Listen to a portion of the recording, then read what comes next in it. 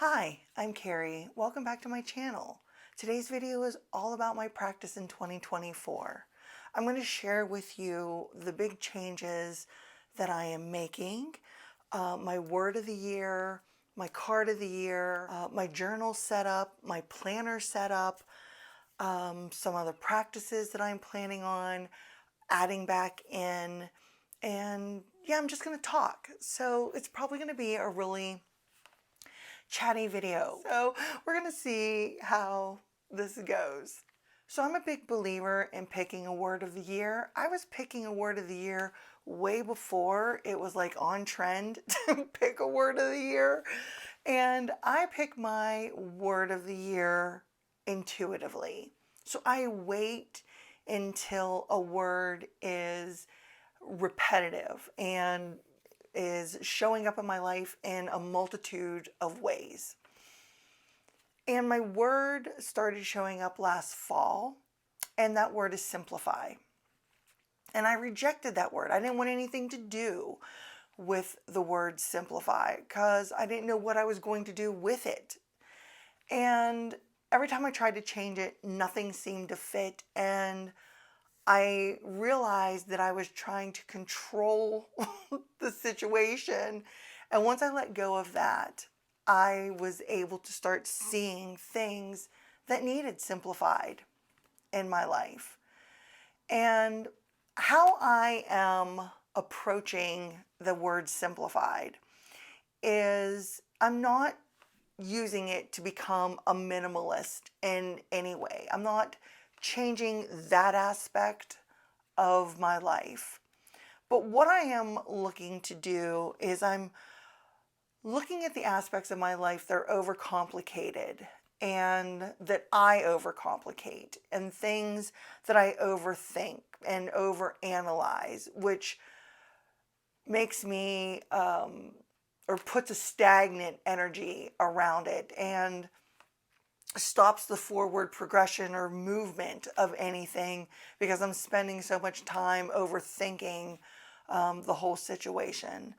And I'm looking at things that are overdone, habits that I've been doing for a very long period that aren't serving a purpose or working for me any longer.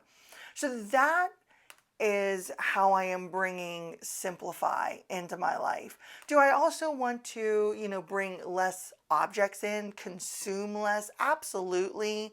But I'm not going to upend my whole life and become a minimalist over that word either. So with the word simplify, I was thinking about how to go about that. And I need to have like an underlying current of gratitude in combination with that word in order to not continue with those same habitual patterns and to not continue consuming things that aren't needed. So I figured by putting those two energies together, they will work better in combination with one another. Because I really want to go on another low buy year. And the only way I can do that is by having gratitude for the things that I already own and finding a way to put those things into practice. And I talked in my 2023 reflection video how working with my Word of the Year devotion last year really made a big impact on me every month. And I was able to go back and actually see where I was devoting energy to and how I was feeling about that. So I think that's really important when we pick these words of the year. It's fun and everything to pick a word of the year, but if you're not interacting with that word in some way and you're not actively adopting it into your life and using the energy of that word, then what are you doing with it besides just saying that you picked it and putting it as a theme? Because I used to do that long time ago, pick a word, choose it as a theme for my year, and then you get partway through the year and you're not interacting with that word anymore. So by adding it to an actual practice and reflecting on it in my journal every single month, I am actively working with that energy. And it's not just something that I've pushed into the corner of, see the word I picked for the year, it's over there. I don't do anything with it, but there it sits. I hope that makes sense. So I calculate my birth card, but I talked about in my reflection video how I worked with that energy every month. And that is something I'm going to continue also. So you calculate, for those that don't know, but it's been all over the place, so I'm sure you do, by taking your month of birth, your day of birth, and then adding that to the current year and breaking it down somewhere between 0 and 21 and getting your card. I break down to the death card this year, and I am actually looking forward to that because I already felt this energy starting to make itself known in December. I felt that transformation energy coming on. I feel that change energy moving into place. So the death card breaks down to a 4. 1 plus 3 is 4. So I'm going to have an underlying current of all the 4s in the deck. So that brings in some of that Emperor energy. And what I find very interesting with this is look how confident he is. He sits there, he knows how to lead, he has a confidence about his life and to move forward with his life. He likes organization and control. I like organization and control. So it's going to be interesting to see how these two energies work together because I've got to relinquish some of that control in order to transform. And then you have the other 4s, the 4 of Pentacles, in a state of hoarding or protecting or gathering up all those things of worth to you and holding on tightly. And I'm going to have to let some of that go and release that in order to transform. The Rest card here with the 4 of Swords, the 4 of Wands, celebrating those little successes, but also I'm building a better and newer foundation with this 4 and not letting it overwhelm me to the point that I am stuck in the past and constantly focusing on that I'm not embracing the new. This death card I love so much because death cards in a lot of decks are so dark and they look foreboding, but this one shows that whole transformation inside this hooded cloak with the light shining in there. So then if we look at the universal energy that's going to come from the 8s and our strength card, it's more than just the strength card in the tarot. It's going to encompass all of the 8 energy in the tarot. So you've got your 8 of Swords, your 8 of Cups, 8 of Wands, and your 8 of Pentacles that's available to all of us with this year of 8. So I've got that inner strength, universal energy that I can embrace with this death card energy of transformation, letting go, and change. And that takes an inner strength in order to do that, to transform your life and change it in some manner. Then you've got the 8 of Swords where you're wrapped up in your own inner thoughts and fears. And the 8 of Cups, that moving forward, that letting go, that finally, releasing it and heading off in a new direction, which works perfectly with this transformation. Things moving quickly, coming at you quickly, the working hard for something, all in combination with my own personal energies that I'm going to have going on. Very fascinating when you track it and do it that way. Let me know in the comments if anybody else does that. I'm looking forward to working with that death card and all my 4s. So how my word of the year is going to affect my practice is I am taking it down to a bare foundation and I'm building everything back up. But everything I used to do monthly before, I am taking away and I am going to add back in as I see fit. Because when I reflected on my practice, I was looking at everything I was doing, seeing what I was getting out of it. And the word that kept coming to me every time I looked through my journal was boring and habitual. I felt like I was doing a lot of the practices that I was doing last year because I had been doing them for so long. And then I was looking at other practices and I was like, where did this come from and why did I even start doing it? And really thinking about that, because you start adding things into your practice that you see other people doing because it sounds fun, interesting, or whatever, and you hear a lot of other people doing it also, so then you do it too. And I was like, how much of this practice is really me? And I started analyzing every single thing that I was doing and taking away the parts that didn't fit me anymore or were based off of another person's practice that I thought would, be cool or great to do or something. I'm all for learning and adding, and I mean, that's what we're here for, is to learn from one another, and I think that's fantastic. But there were some aspects of it that just weren't really fitting in my life anymore. So I'm changing that. And these are the goals that I am planning on doing in my spiritual practice in 2024. I started out writing tarot practice goals, but you know what? This is more than tarot for me.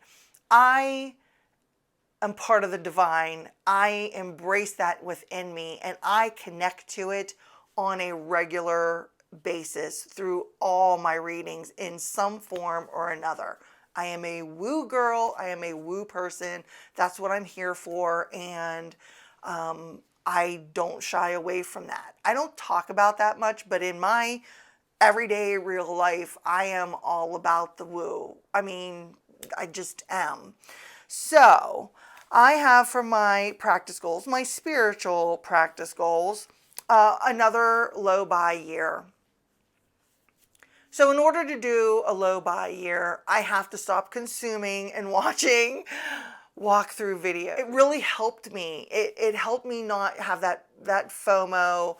It helped me not feel like I was needing something in my cupboard. Didn't introduce me to all the new sparkly things, because man, I am drawn to new sparkly things. My mother has called me like a crow for years because I'm drawn to all the little sparkly bobs and bits and bobs, and if I could fill my nest with them, I would. And we'll see how it goes. If I fail, I fail. If I succeed, great. I'm going to strip my practice back, build a new foundation, keep it simple, practice gratitude. I want to reconnect to some old practices that I did. I used to channel archangels all the time. And I stepped away from that for, I don't know, probably 3 years. I haven't done any channeling of that energy. And I want to get back to doing that. I want to do some more, get back into some automatic writing. I haven't done automatic writing in, oh God, years and years and years ago. I don't really need it, but sometimes I enjoy doing that. I want to do more deity work. I showed in my other videos the decks that I got in specifically to start working with different deities. So I want to test the waters with that, see which ones I'm connected to, see which ones I'm called to, how they work in my practice, what they're going to teach me, show me, etc.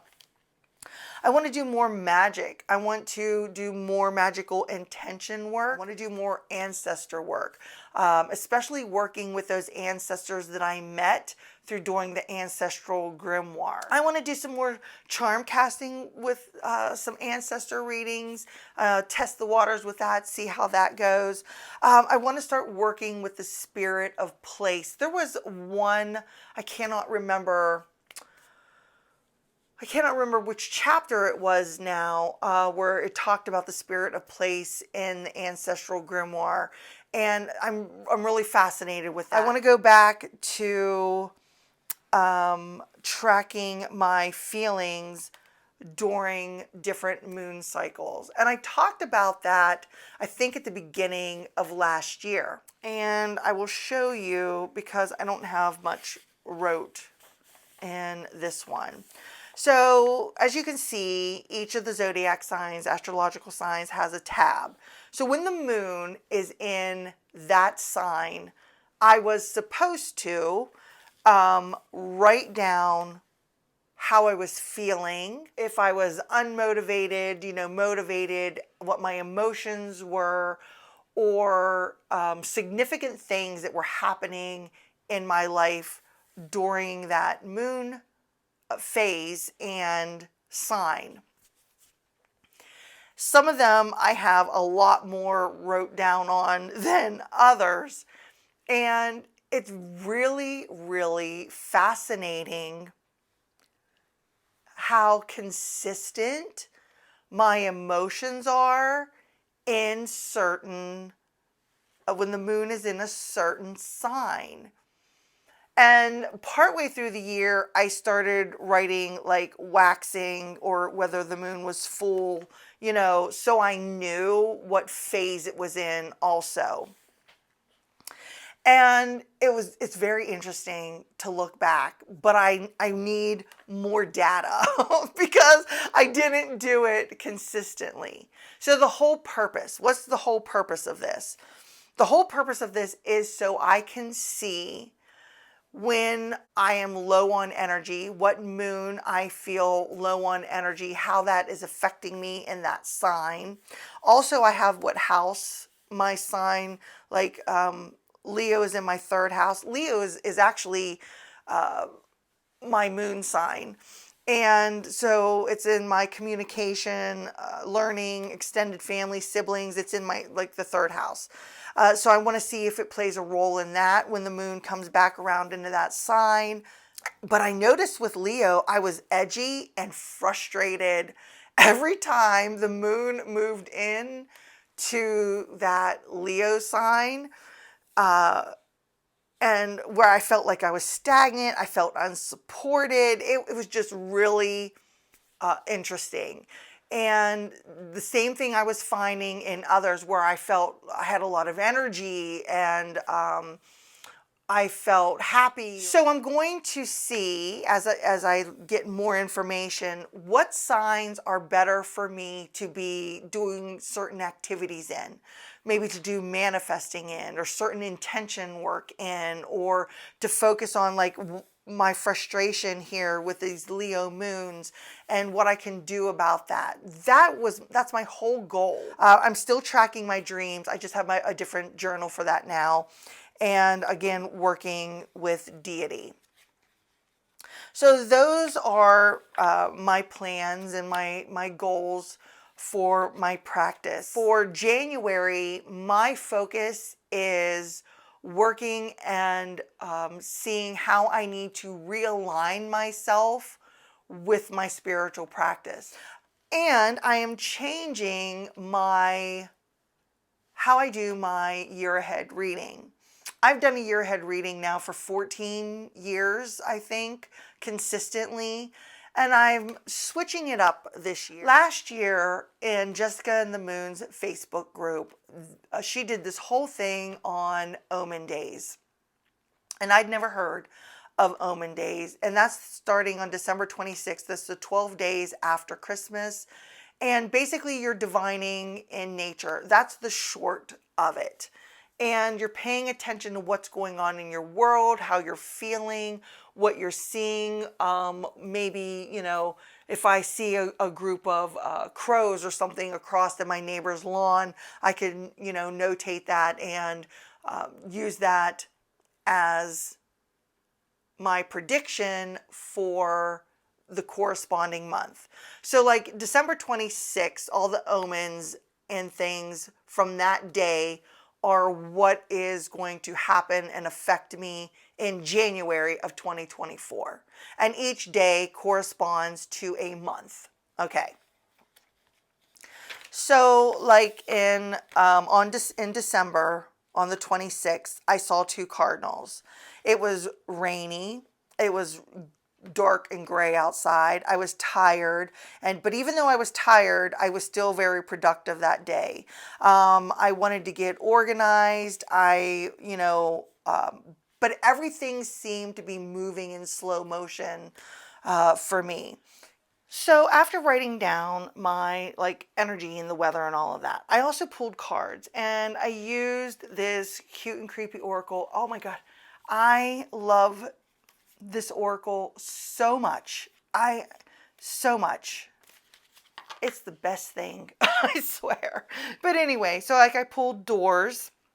So, you're talking opportunity, not seeing it as a closed thing, but how another opportunity could present itself. The color gold was pulled from the language of color, oracle cards. Loving these cards too.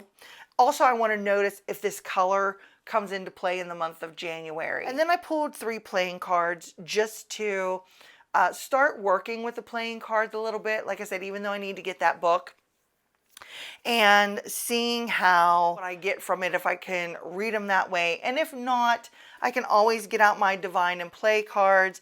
And I've got the same here: King of Wands, 3 of Wands, and 8 of Diamonds, which is club, club, and diamond, club, club, and diamond. So I can always reference this. So that's what I'm doing for my year ahead. It's something completely different.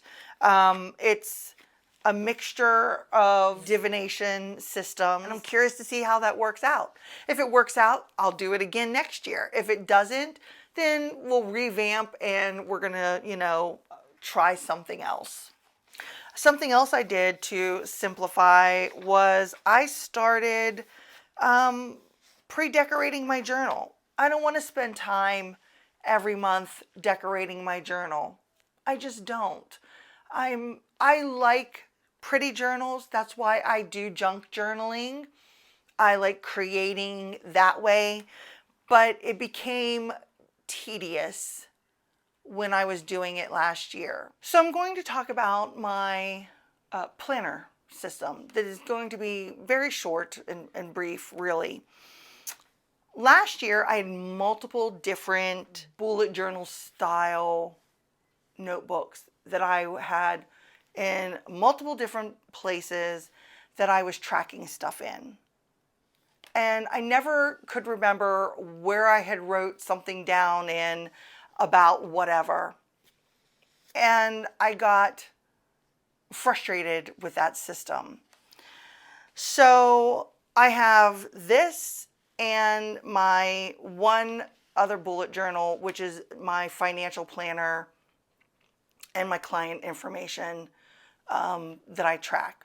I'm not tracking my regular mundane stuff and drawing out a whole entire bullet journal because I didn't use it last year at all. I've done it for years and years and years, and I'm getting rid of the stuff that's not working for me now.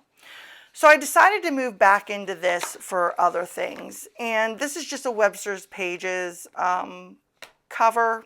I like it because it has all the pockets in the front that you can see. I have overloaded. So I have a few notebooks in here, and we're going to see how this works.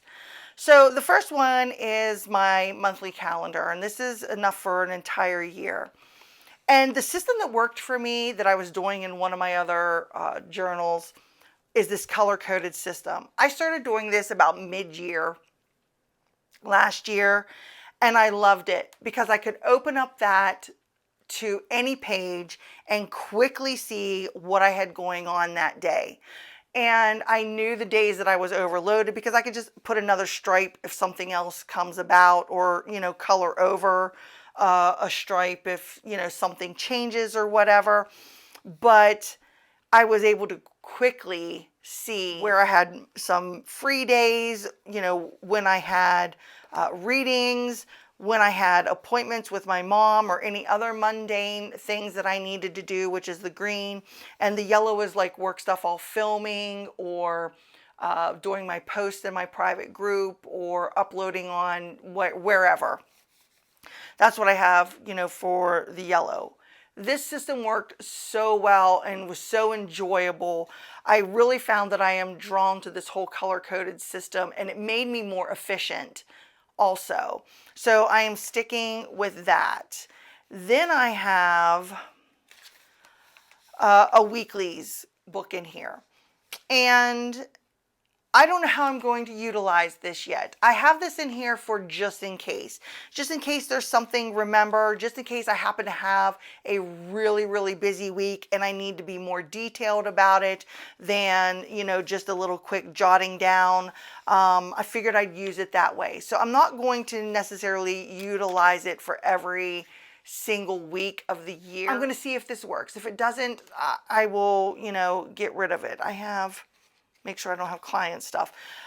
This is my YouTube video tracker of the videos that I want to upload, that I want to do, that I'm, you know, I move that into here. And then this is just kind of a brain dump. If I need to make a list about something, want to jot something down to look something up or whatever, that is what I have in here. And this is it. This is one notebook for me to grab and go, that I can take with me. I did a traveler notebook style planning type system a while ago, and it's been years though, and I enjoyed it when I did it. And then I felt like, because there was more and more activities happening with my son, I needed something bigger. So that's when I moved into the bullet journals. But I think I can go back to this now because I don't have to track as many things anymore that's family related. So guys, I think that is it. I think I've covered all the changes and those different things that are going to be happening for me in 2024 as far as my practice goes. And I'm looking forward to it. I'm looking forward to something different. So how about you letting me know if there's any certain video that you would like to see from me in this coming year.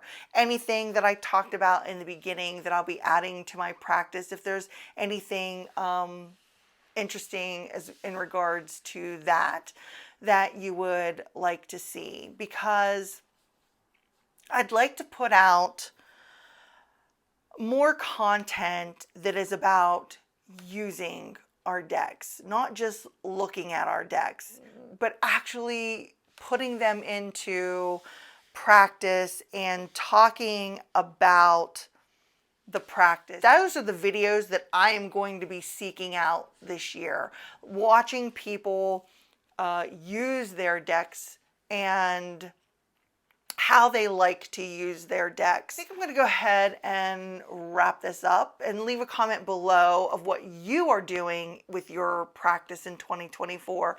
Are you changing anything? Are you sticking to the way you've always done it? And like I said, and what you'd like to see from me this coming year. So if you like this video, please give it a thumbs up. It helps my channel grow. And if you want to see what's coming from me as I fly by the seat of my pants in 2024, don't forget to subscribe. Thanks so much for hanging out with me today. And until I see you next time, bye.